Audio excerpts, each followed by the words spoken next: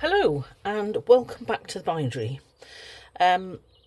Somebody said in a comment on a video, would I please, or would I think about sharing a tutorial on something? So I thought, well, yes, why not? So this is what I hope will be a quick video, but who knows with my editing skills, about how to make these little things. Now these came about because I like to make a free gift to go with every purchase people make on my Etsy shop. It goes in the parcel, so a little personal thank you. And somebody recently bought an art journal, so I wanted to make a tiny little thing to go along with it. So I came up with this, which is a sort of mini journal in a slipcase. Very simple, and I sort of feel like you could all probably make this in your sleep, but then I thought, well, let's give this a try and see if we watch it, if anyone watches it. So basically you can see there's this outer pocket, which is sort of like a coin envelope, but without a lid. And there's a mini book or journal inside. So I made a few of these. This one's made with some really nice thick handmade paper. So I thought I would just do a couple quickly on camera, and then you can see if you'd like to make one. So you will need some paper to be inside. Now obviously this could be any kind of paper, and paper for the outside. Now this could literally be anything. So I've pulled out here from my scrap box an old soap wrapper, because I thought this would be kind of, it would have a nice fragrance to it, which indeed it does. And I've got a bit off a masterboard, and I've got another piece of this packaging, which has been embossed and then painted with watercolour paper. So we're going to start with making the envelope, and like I said, this is ridiculously easy. I feel kind of embarrassed showing it to you, but we'll go with it. So using your bone folder, you're going to fold it in 3 unevenly. So one big there.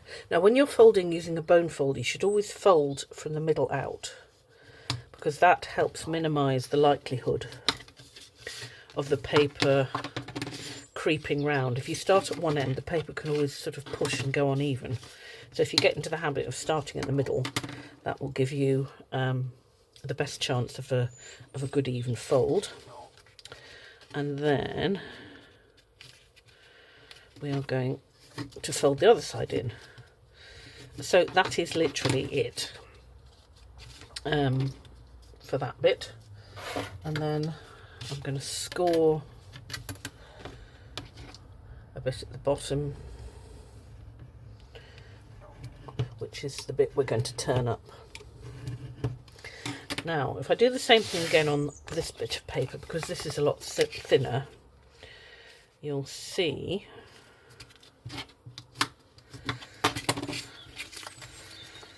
firstly that we don't need all that, so that can be torn or cut.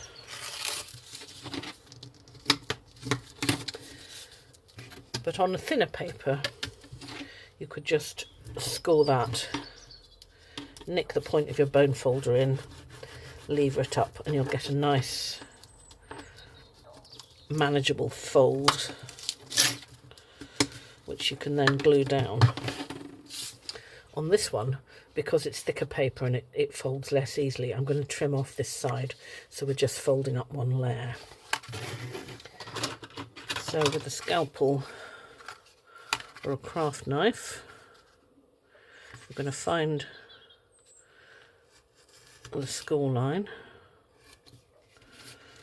if you can, or just eyeball it to make sure.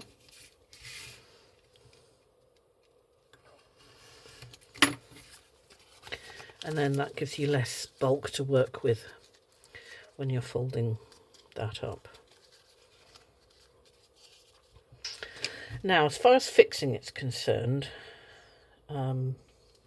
With thinner paper, I find it easiest to use a tape runner. Now that I found a refillable one, I feel less bad about using a tape runner. So taking some nice paper for gluing, we are first of all going to glue that edge there, so that forms a good seal, and then that edge there, so that will stick it in both places. So I use the gluey paper just because sometimes it's quite hard to get these to glue exactly where you think you're gluing. So this prevents whatever surface you're working on having a particularly bad time, although as you can see from my craft mat, it's had a fairly bad time. So folding that one in, which we've glued that on the good side of the paper because that's going to be underneath. And we've glued this on the underside of the paper.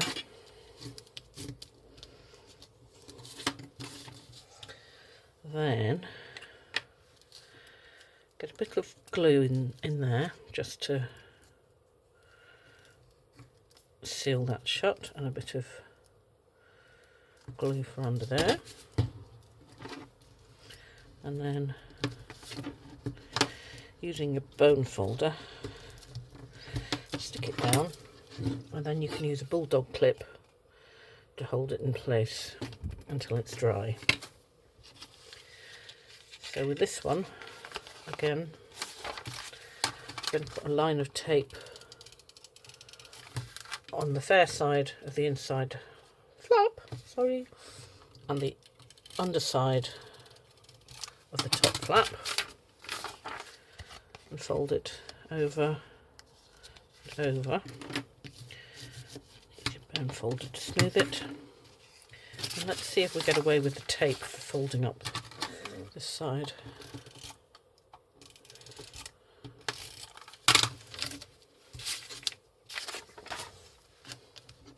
One of the things I really liked when I had my first bookbinding classes was that the teacher used to talk about how you had to get the gluey paper out of the way as soon as possible.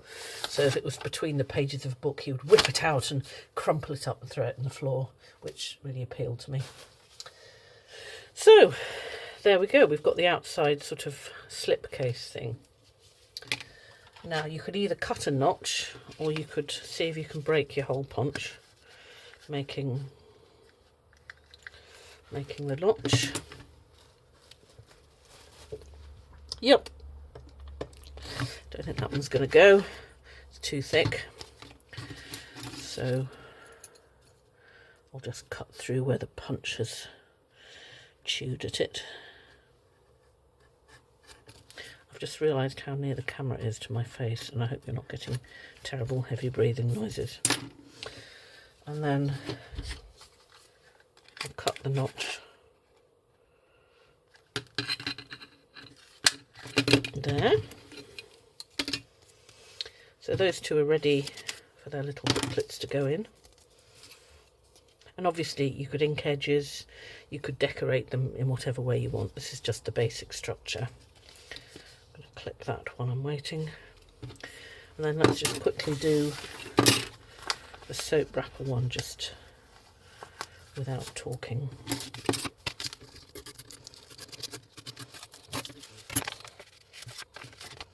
Without talking, she said. I'm just trying to decide which bit of the picture I want in front.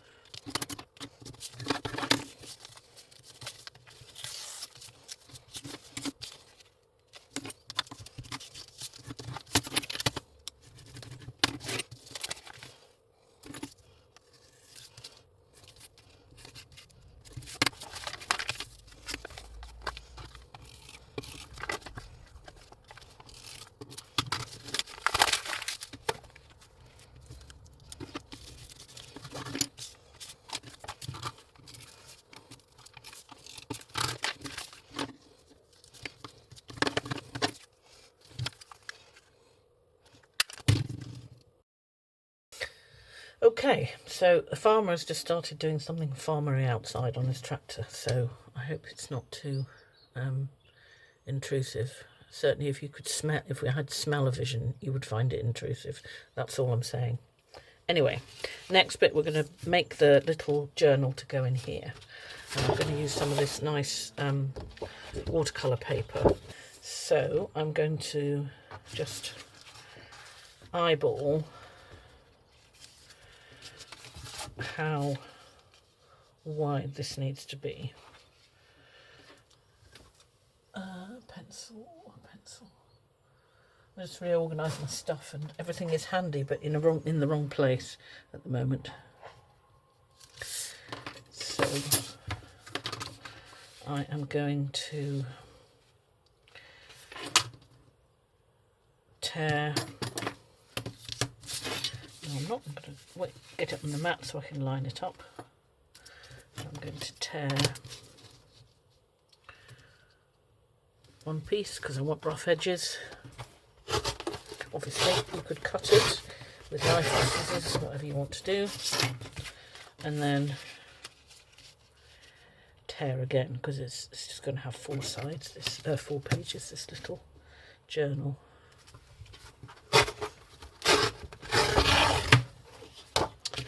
And then again, we're just going to eyeball the depth of where to put the fold. So we want a little bit of it sticking up above the notch. So I'm going to fold it there. I think I probably did that off camera, so I'll do the next one on camera. I just eyeballed it and then folded it. So I'm going to copy this one on this second one. And fold it round the first bit. And then I'm going to tear off these extra bits. And there we have it. So just going to check that goes in our little envelope. As you can see, because it's quite fat paper, it's tight, but it does.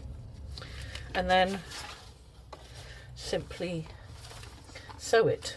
So I'm going to do a sort of mini 3-hole pamphlet stitch. I've got some nice toning thread. New plan. We'll use some proper linen bookbinding thread. So we're just going to run it over the waxed block, and the wax strengthens it, but it also helps it slip more easily when you're drawing it through the papers.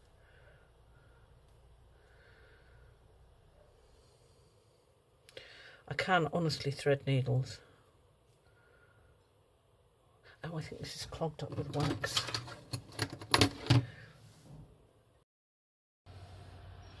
Cat on a roof, just supervising.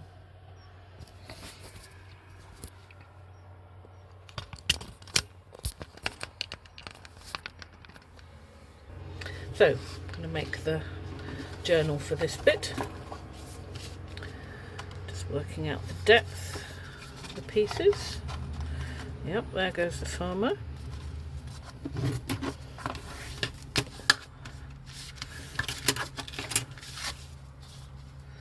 And I'm just eyeballing it for the width. I think I'm going to cut this one. But again, not do anything drastic like measure it. Let's not go too far.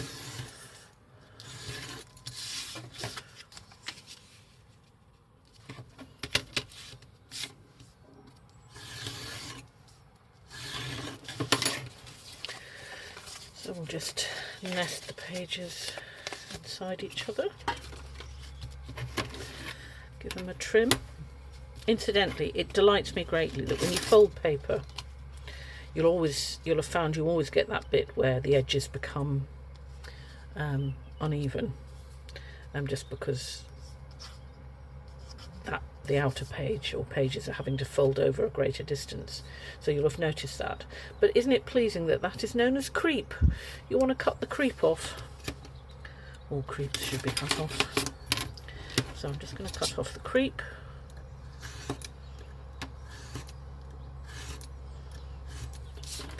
I'm going to check it fits in. Yes, it does.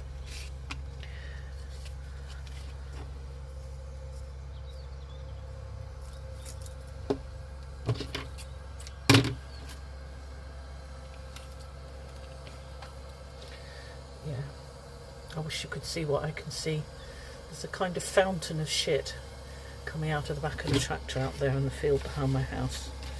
It's as lovely as it sounds. So,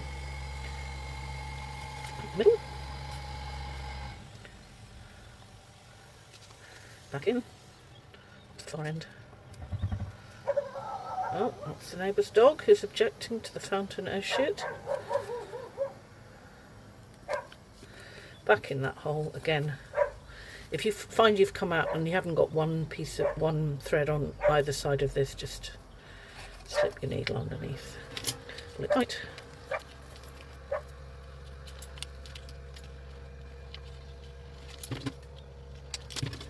That's number 2. So we've just got this creature to do. I'm just head to foot.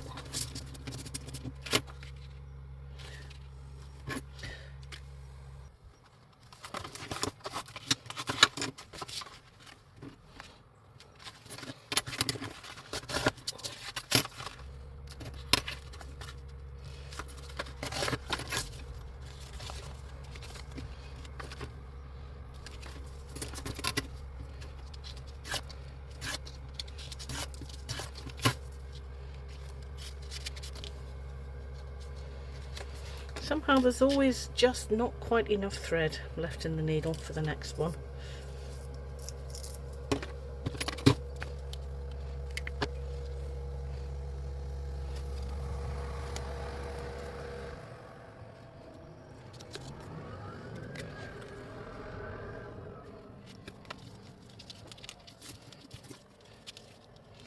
Considering going back out again now that the tractor's cleared off.